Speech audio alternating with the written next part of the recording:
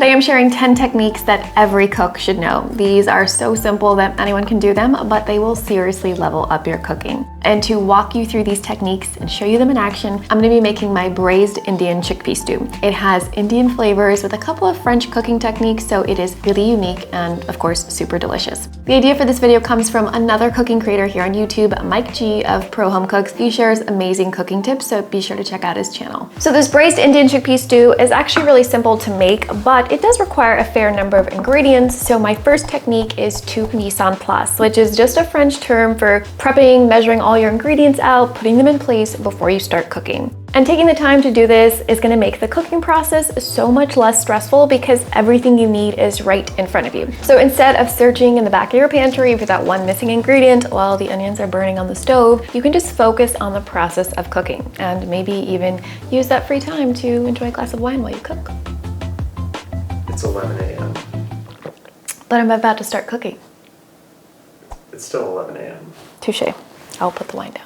You can take this process further by reading through the whole recipe and then grouping ingredients together based on when you'll add them to the recipe. So for instance, in this recipe, I know I'm going to add the nutmeg, turmeric, and red chili powder together at the same time, so I'm just gonna go ahead and stick them together in the same bowl. Now that we've prepped everything, we'll start by toasting our spices. Using whole spices and toasting them is one of the best ways to amp up the flavor in your dishes. This is not something you need to do in every recipe. Certainly don't recommend it if you're trying to make a 20-minute dinner on a Tuesday, but if you have the time or you're making a special dish or you're just really looking for some big, bold flavors, using whole spices and toasting them is really going to make a huge difference. If you do a side-by-side comparison of a freshly ground spice with its pre-ground, pre-bottled counterpart, you're going to immediately notice a richer, deeper, and more complex flavor. In this recipe, we're using whole cardamom, cumin, coriander, fennel, and cloves. And I'm just going to roughly blitz them up in my spice grinder. You don't want to fully crush them. You could also do this in a mortar and pestle. And our last whole spice, cinnamon sticks, which will keep whole.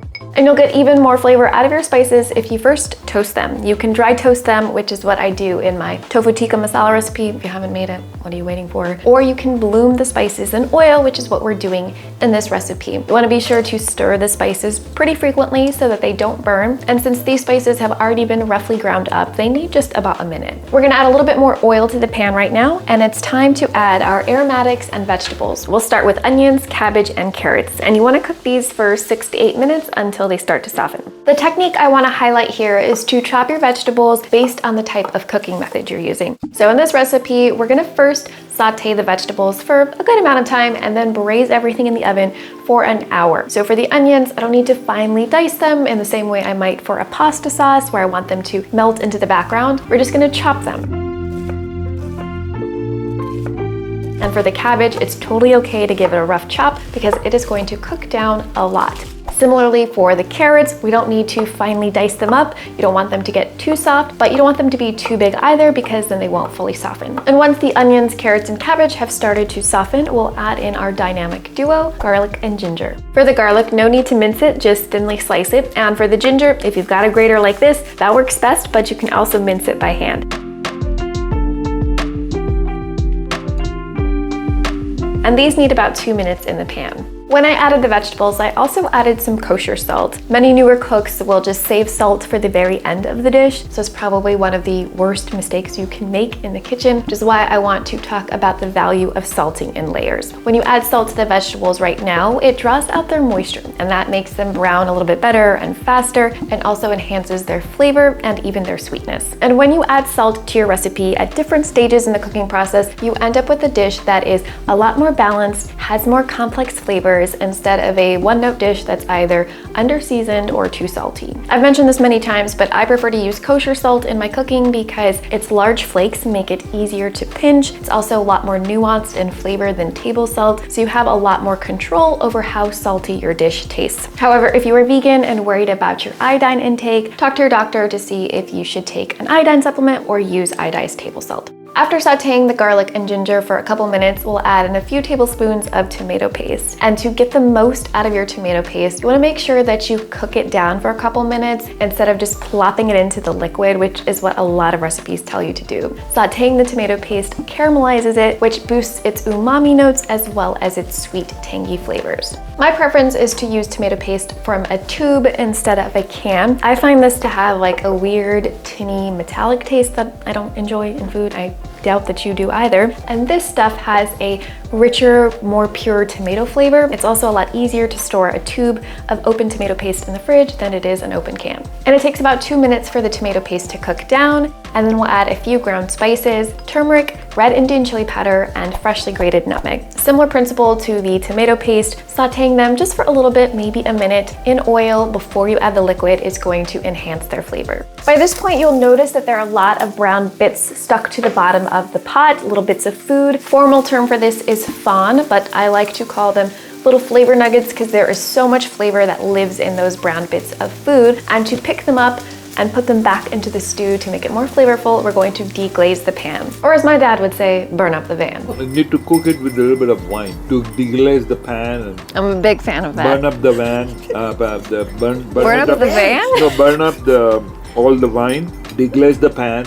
Deglazing sounds fancy, but it's super simple. It's just adding a liquid to a hot pan, letting the liquid bubble up and come to a simmer, and using it to scrape up all those browned flavor nuggets. And to deglaze our pan today, I'm using a dry white wine, not very common in Indian food, more of a French technique, but I like using it because it fortifies some of the flavors in the stew. In general, alcohol can kind of release other flavors that you might not otherwise taste. It's a little bit of a magical ingredient, so basically more flavor, more aroma, and it needs about 2 to 3 minutes for the alcohol to cook off. Time to add in our vegetable broth along with the chickpeas, bay leaves, and golden raisins. I'm just using canned chickpeas for ease, but if you're in the habit of cooking your own beans from scratch, that will always make your dishes taste even more amazing.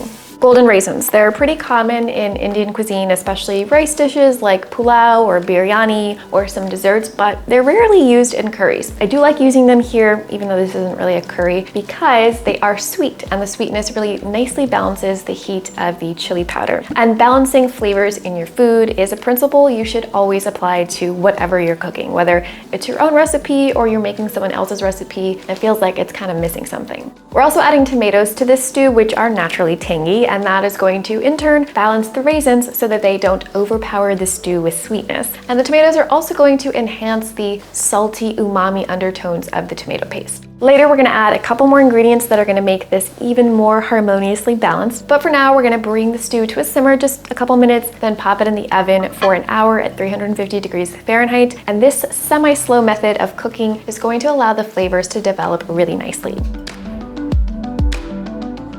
This is what the stew looks like after an hour, and it's totally edible, but to make the flavors and textures sing even more, we're gonna add a source of fat. In this case, coconut milk, and the creaminess of the coconut milk is really going to bring a rich, velvety texture to the stew without making it feel like a heavy dish. And flavor-wise, the fat in coconut milk, it's going to carry a lot of flavor and really enhance all those spices and aromatics we added to the stew. If you don't believe me, just listen to what Samin Nosrat has to say in her best-selling cookbook, Salt, Fat, Acid, Heat. Fat coats the tongue, allowing various aromatic compounds to stay in contact with our taste buds for longer periods of time, which intensifies and prolongs our experience of various flavors. And the natural, subtle sweetness of coconut milk, that is going to balance the sour and spicy flavors in the stew. If you remember, that last tip was about balancing flavors. And so now we're just going to stick this back into the oven for 10 minutes to allow all the flavors to meld together. And we'll use this time to chop up some fresh cilantro. I didn't do this in the earlier mise en place because I knew we'd have quite a bit of time while the stew was cooking and I want to make sure it stays fresh. But I always recommend home cooks to use fresh herbs in their cooking as much as possible because they bring dimension, character, texture, flavor, all these good things in a way that dried herbs really can't. And when you add them to the end of the dish right before serving, which is what we'll do, it really does enliven and awaken all the flavors. And it sounds redundant, but adding fresh herbs really just makes your food taste fresher.